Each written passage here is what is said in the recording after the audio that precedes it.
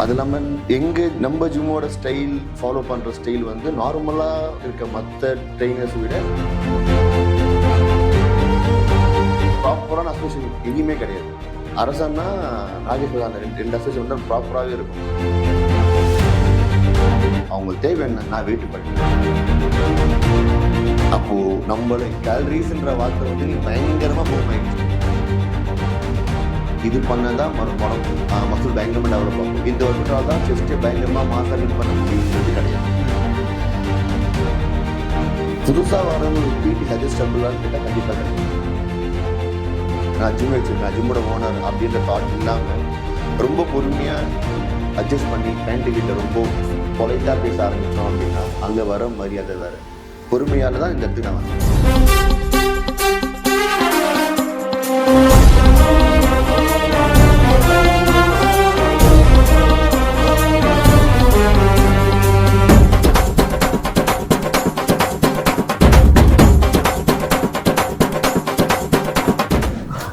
மக்களே, this is your VJ Athish here. Welcome to Y Entertainment. இன்னைக்கு நம்ம வரல நம்மளோட இருக்கிறது வந்து பாத்தீங்க அப்படின்னா மிஸ்டர் கார்த்திக் இருக்காரு. ஸோ கார்த்திக் மாஸ்டரை பத்தி சொல்லணும் அப்படின்னா mister Tamil Nadu, mister south India, engineer and trainer, இந்த மாதிரி நிறைய விஷயங்கள் வந்து மாஸ்டரை பத்தி அடிக்கிட்டே போகலாம். So welcome to the show master. உங்களை பத்தி ஒரு சின்ன செல்ஃப் இன்ட்ரோ. வணக்கம், என் பேர் கார்த்திக். நான் K2 ஃபிட்னஸ் ஸ்டுடியோட ப்ரொப்ரேட்டர் அண்ட் ஃபவுண்டர். எங்கள் ஜிம் ஒரு 7 years ரன் ஆகிட்டு இருக்கு. 10 years தான் இந்த ஃபிட்னஸ் இண்டஸ்ட்ரியில் இருக்கேன். 2017 மிஸ்டர் தமிழ்நாடு 4th place பண்ணேன். Again mister south India 4th place பண்ணேன்.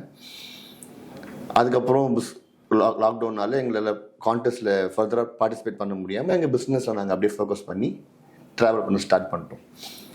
2017 14 வரைக்கும் எங்கிட்ட 3 branches ஆகிடுச்சு. ஒரு நாளைக்கு எங்கள் ஜிம்மு மொத்தமாக 500 பேர் வந்துட்டு போவாங்க, ஒரு 3 ஜிம்மு சேர்த்தா போல்.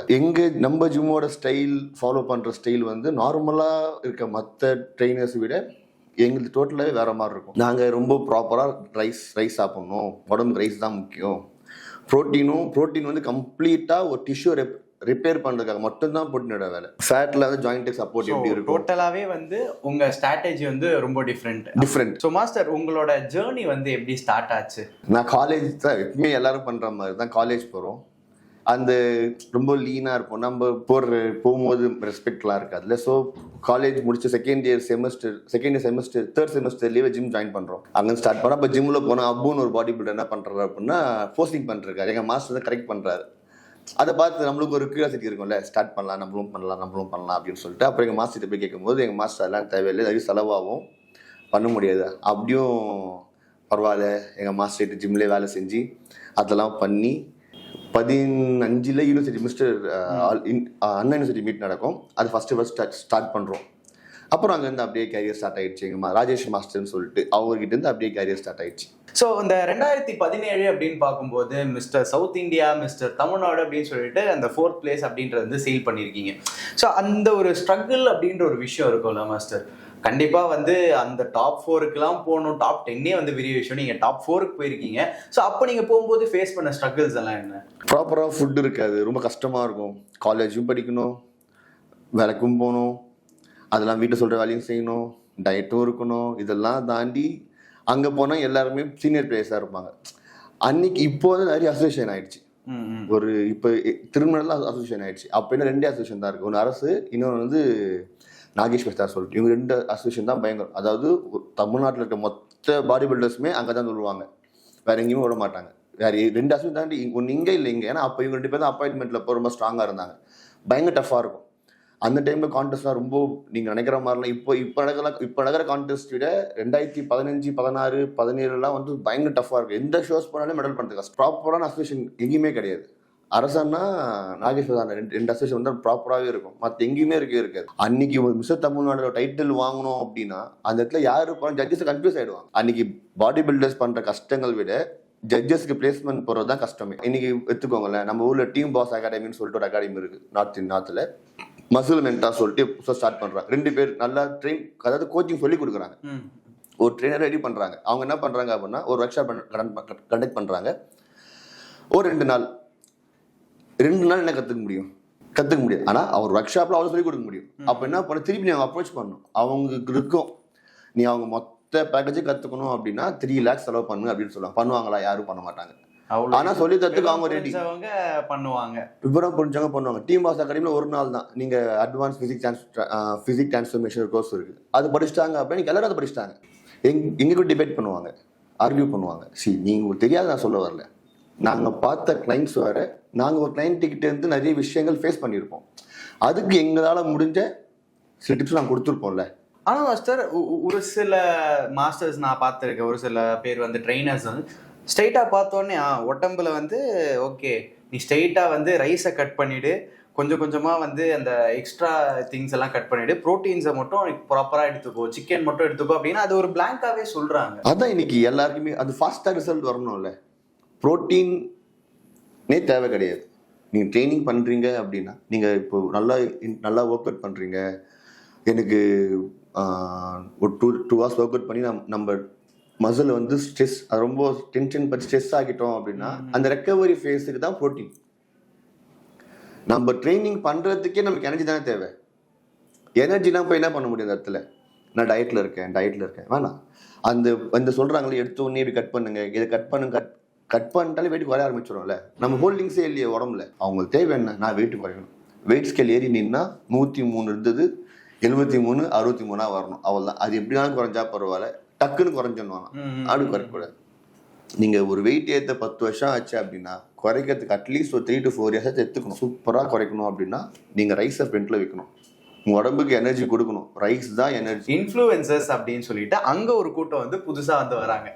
ஸோ அவங்க ஒரு சைடில் வந்து இதுதான் நீ பண்ணணும், இது நீ பண்ணு, ஷார்ப்பாக இது பண்ணால் இது ஒர்க் அவுட்ஸ் இப்படி பாடி சேஞ்ச் ஆகுது அப்படின்னு சொல்கிறாங்க. அண்ட் அதே மாதிரி ஒரு கிளைண்ட் வந்து அந்த வீடியோஸும் பார்க்குறாங்க, அதை பார்த்து கன்ஃபியூஸ் ஆகி திருப்பி ட்ரைனர்ஸ்ட்டை வந்து இந்த மாதிரி ஒரு வீடியோ பார்த்தேன் அப்படின்னு கேட்குறாங்க. ஸோ இந்த இன்ஃப்ளூயன்சர்ஸ் அப்படின்றவங்க வந்து நீங்கள் எப்படி பார்க்குறீங்க உங்கள் பெர்ஸ்பெக்டிவ்ல? நிறைய நல்ல இன்ஃப்ளூயன்சர்ஸ் இருக்காங்கல்ல. கண்டிப்பா. இப்போ இன்ஃப்ளூயன்ஸ் எங்கே வளர்ந்தாங்க? ஜிம்மில் சொல்லி கொடுக்க மாட்டாங்க. ஜிம்மில் போனால் ட்ரைனர்ஸ் போயிட்டு கிளைண்ட்டை கேர் பண்ணுறது கிடையாது. அப்போ அவங்க என்ன பண்ணுறாங்க? டூ மச் ஆஃப் இன்புட்ஸ் எங்கே தான் கிடைக்குமா சர்ச் பண்ணுறாங்க. அப்போ இன்ஃப்ளூயன்ஸ் என்னது? இன்ஃப்ளூயன்ஸ் டெய்லி கண்டென்ட் போட்டே ஆகணும்ல. அப்போ அவங்க ரிசர்ச் பண்ண ஆரம்பிக்கிறாங்கல்ல.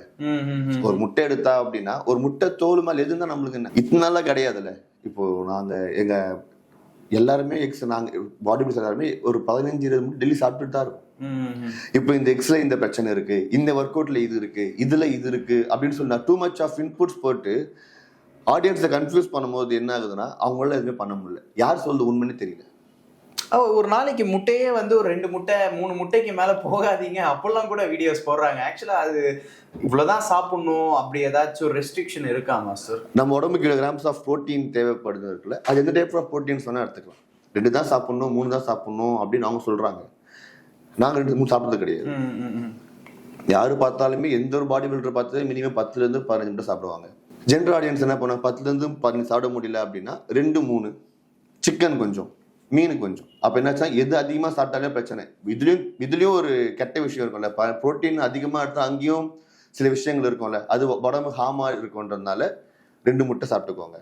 இதுக்காக தான் சொல்றாங்களே தவிர அளவு எடுத்துனா நல்லதுதான். இல்ல மாஸ்டர், நீங்க சொன்ன அந்த ஒரு விஷயம் வந்து லைக் அது ஒரு பெருசா ஒரு இது வந்து இருக்கு, ஒரு நல்ல பாயிண்ட் இருக்குன்னு நினைக்கிறேன். ஏன்னா ஒரு கண்டென்ட் கிரியேட்டர் ஒரு இன்ஃப்ளூயன்சர்னு எடுத்தா அவன் டெய்லி அன்னன்னைக்கு வந்து என்னென்ன போஸ்ட் பண்ணணுமோ அது போஸ்ட் பண்ணிட்டே இருக்கணும். அப்படி பார்க்கும்போது ஒரு முட்டை அப்படின்னா அந்த முட்டைக்குள்ள இருக்கிற நிறைய விஷயங்களை பத்தி அவங்க எக்ஸ்ப்ளோர் பண்ணி டெய்லி அதை ஏன் தெரிஞ்சுக்கணும் ஃபர்ஸ்ட். அதுதான் அது அப்படி இருக்கும்போது லைக் சாப்பிடவே பயப்படுறாங்கல்ல. என்ன சொல்றாங்க அப்படின்னா ஒரு தோசை எடுத்தா இந்த தோசைல இவ்வளவு கேலரிஸ் இருக்குன்னு சொல்றாங்க. A2Bல ஒரு கப்பு போடுவாங்க, சீனிவாச வேற கப் போடுவாங்க, வேற என்ன ஹோட்டல் வேற ஏதாவது ஹோட்டல்ல போனா வேற கப்பு போடுவாங்க. கண்டிப்பா. எப்படி சொல்ல முடியும்? இங்க ஒரு கரண்டி ஆயிலா 2 கரண்டி ஆயில் ஊத்துவாங்க. அப்ப எது உண்மை? அப்போ நம்மள கேலரிஸ்ன்ற வார்த்தை வந்து நீ பயங்கரமா பூம் ஆயிடுச்சு. நம்ம ஊர்ல நிறைய பெரிய பெரிய பிளேயர்ஸ்லாம் ஏஷியா பண்ணியிருக்காங்க, வேர்ல்டு கோல்டு. இவங்க யாருமே கேலரிஸ்ன்ற வார்த்தை எனக்கு தெரிஞ்சு கவுண்ட் பண்ணது கிடையாது. அவங்க உடம்பு இன்னைக்கு எப்படி மாறுது, இன்னைக்கு இது மாறிடுச்சு, நாளைக்கு இப்படி மாறியே ஆகணும். அப்ப நம்ம என்ன பண்ணணும்? அதுக்கேற்ற ஒர்க் அவுட்ஸ் அதுக்கேற்ற மாதிரி தான் அவங்க டயட்டை பிளான் பண்ணுவாங்க. ஸோ ஆக்சுவலாக எது ஹெல்த்தியாக இருக்கும் ஒரு நாளைக்கு அப்படி நம்ம எடுத்தோம் அப்படின்னா எந்தெந்த மசிலை வந்து ட்ரெயின் பண்ணலாம் அண்ட் அந்த ஃபார்மேட் வந்து எப்படி ப்ராப்பராக செட் பண்ணுறது?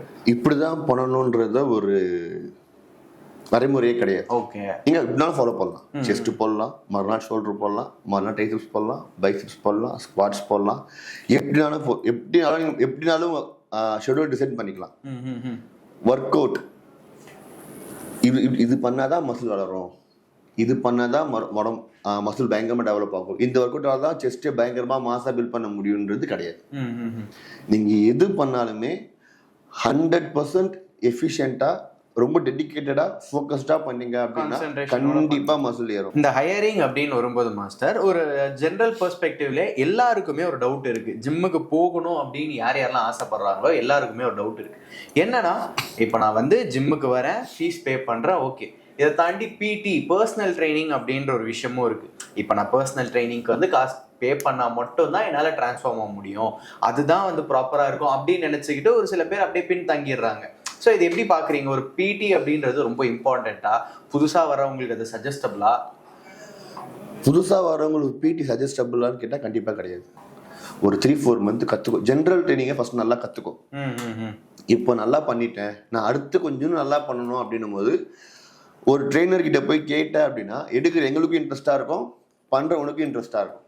இப்போ மாஸ்டர், இந்த வகையில் என்னன்னா, இப்போ ஜிம்முக்கு வரவங்களுக்கு ஜிம்முன்னா என்னன்னு ஒரு ஐடியா இருக்கும். இந்த கோட்டுக்கு இந்த பக்கம் பார்த்தா ஜென்ரல் ஆடியன்ஸ் இருக்காங்க, ஜிம்முக்கு வரணும்னு ஒரு ஆசை இருக்கும். ஸோ இப்போ அவங்கள பலரும் நினைக்கிற விஷயம் என்ன அப்படின்னா, ஜிம்முக்கு வந்தால் எனக்கு ஒர்க் அவுட்லாம் தெரியாது, நானே வந்து ஏதோ ஒர்க் அவுட் பண்ணிட்டு தான் போகணும், எனக்கு ஒரு ப்ராப்பர் ஐடியா இல்லை, இப்போ நான் பிடி போடணும் அப்படின்ற மாதிரி தான் அவங்க யோசிப்பாங்க.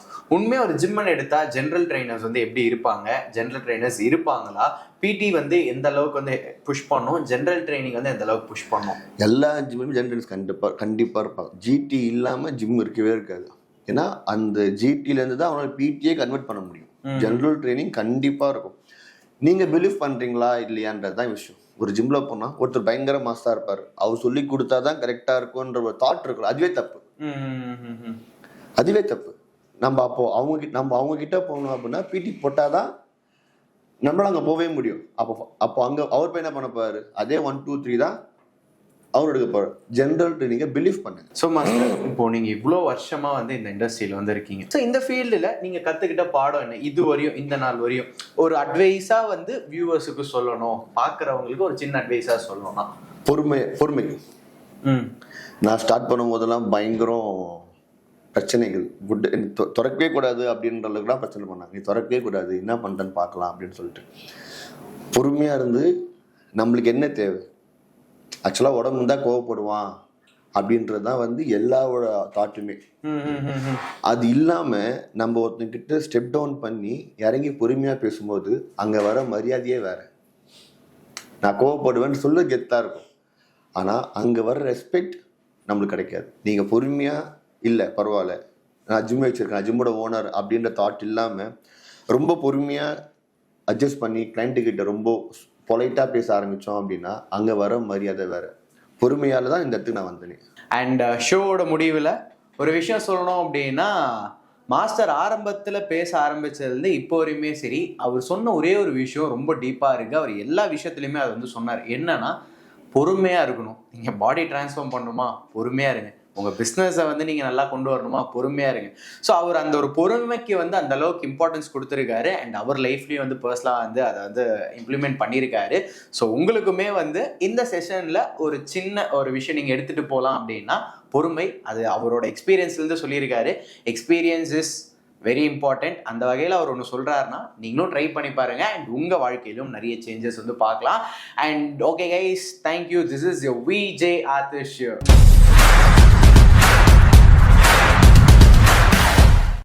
For more videos, like, share, comment and subscribe.